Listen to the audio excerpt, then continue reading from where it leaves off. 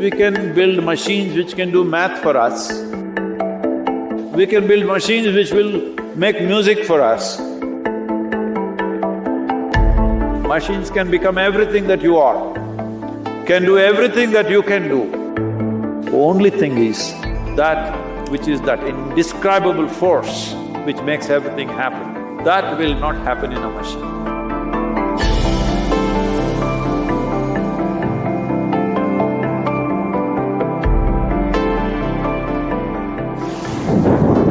Experts say that human intuitions are essentially biochemical responses of our body. It is like an inherent and inbuilt biochemical algorithm. If that is so, then artificial intelligence can be powered to recreate human emotions. Are human intuitions truly biochemical algorithms, or are they something more profound? Whoa. Well, does human intelligence have something to do with biochemical activity that's happening in our system? Absolutely.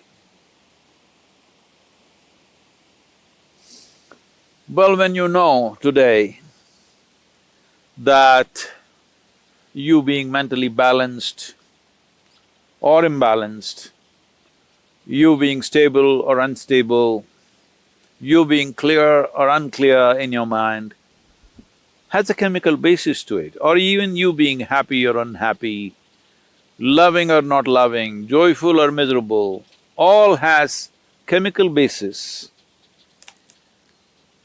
One way to understand this is, it is all a question of intelligence. Right now, as you sit here or wherever you sit, whether you make this experience of sitting here beautiful or ugly is a matter of intelligence, and it is also a matter of chemistry. They are not different. It is completely wrong to understand intelligence as thought. Thought is just one small expression of intelligence. This is a folly that modern societies have made because the modern education system has made people believe that thought is the only form of intelligence. If thought is the only form of intelligence, you will naturally understand that accumulation of data, analyzing data and projecting this data according to your analysis is intelligence. Well, this is a process that any machine can do. This you're beginning to understand now, that even the most complex thought that you think is phenomenal, today your computer can do it without effort.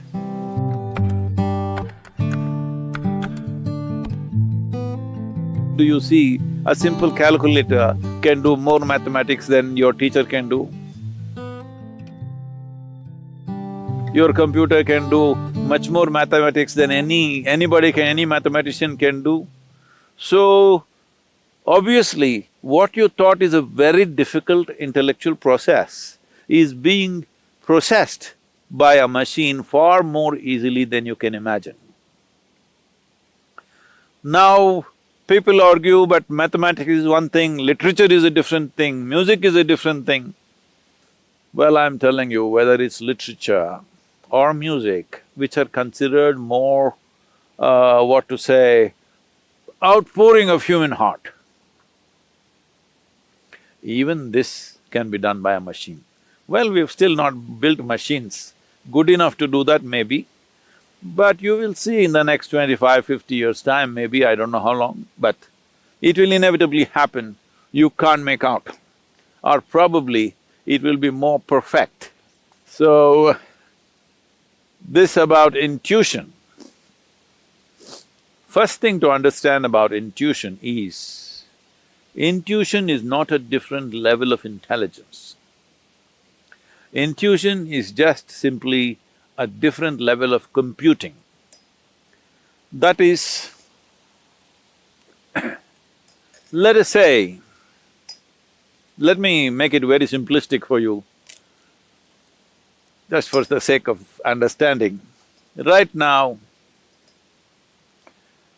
let's say you had a child or you had an infant who has grown up just inside a room, never seen outside. Suddenly you bring him out and show him this tree. You know what he's doing?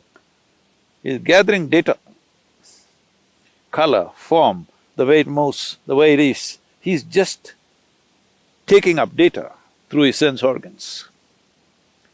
Let him watch this tree for a few minutes. Let's say he has grown up after some time and you ask him to, let's say, depict a tree, most probably he will depict it nearly 90% right. But now the process of assimilating the tree in his mind is not logical. He is not saying the leaf is 5 centimeters by 7 centimeters, the color is this kind of green, which is a combination of that, that and that. No, there is no logical assimilation, it's intuitive, simply just like that. The picture comes to his mind. Because all the data is there, processed, and jumps all the steps of 1, 2, 3, 4 and just gets there. So intuition is just that your computing is in such a way that you don't go through the logical process every time. So intuitive means your computing is skipping the logical steps and arriving at the answer, which is definitely a more sensible way to conduct your life. Is this just a biochemical algorithm? Well, I would say 100% yes. So, when we say biochemical algorithm, it is in a constant flux, you can set it the way you want. By genetics, by culture, by external influences, it's set one way. But if you are conscious, you can set it in another way. So is it just biochemical algorithms? When you say it is just, you are thinking that, am I just a mechanical process? Well, there is a mechanism. The question is whether this mechanism is conducted consciously or not. Right now, there is an intellect, there is an intuitive dimension, and there are deeper levels of intelligence, which is the basis of the making of the creation itself, the very source of creation. That intelligence is also embedded within you. The question is only at what level of access are you? Hey, everybody has an arm like this, all right? Now, can everybody use their arm the same way? No. Different people use it different ways. Somebody is a ball player, he uses it one way. Somebody is a writer, he uses it another way. Somebody is an artist, he uses it another way.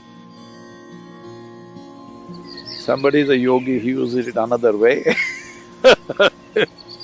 because you have figured out certain aspects of life, somebody else has figured out another aspect of life.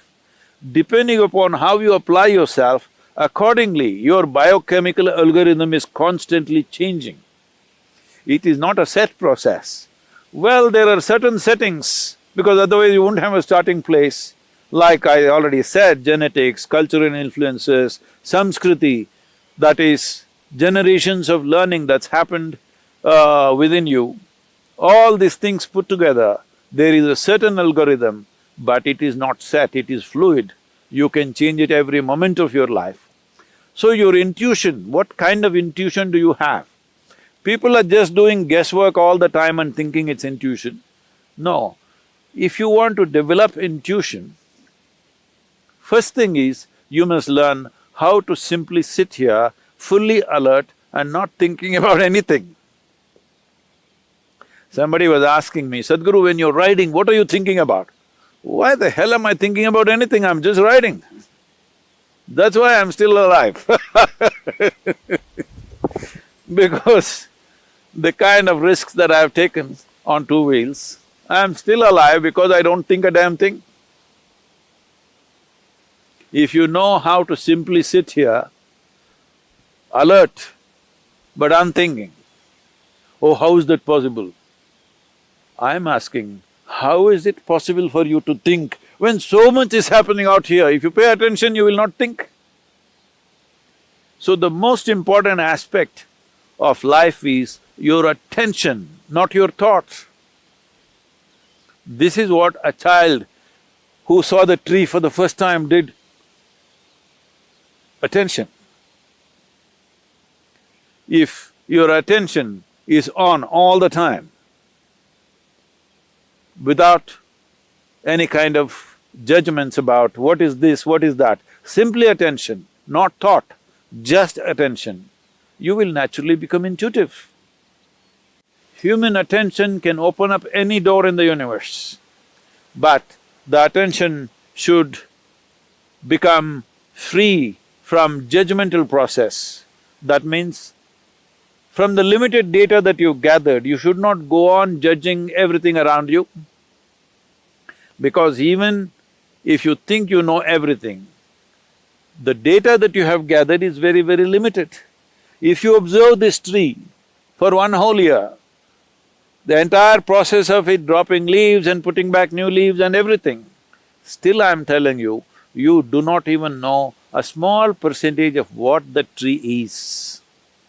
If you want to understand the biochemical algorithm of that tree, we do not know how long it will take for you to grasp that. So this is a much, much more complex mechanism than the tree.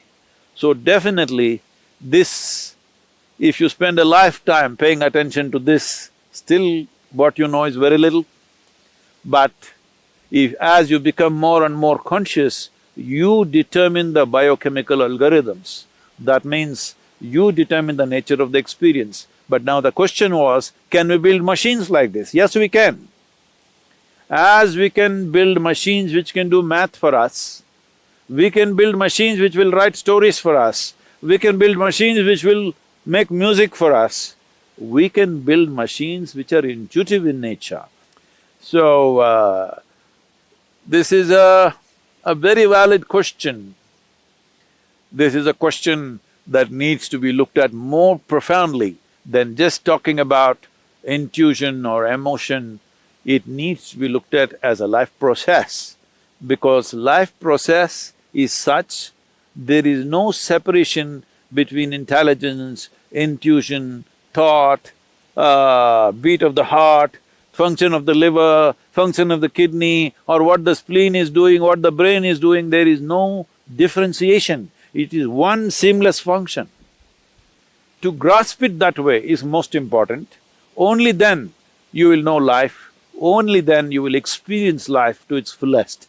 Only then you will find that you will be speechless about life because there is no word. What is there? Is there a word?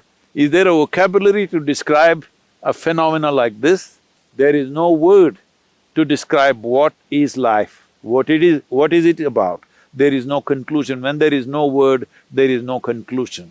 When there is no conclusion, there is no death. This is the way of liberation. I know you asked a simple question about whether machines can become like this or not. Machines can become everything that you are, can do everything that you can do, probably better than you. As you know, they are doing things better than you.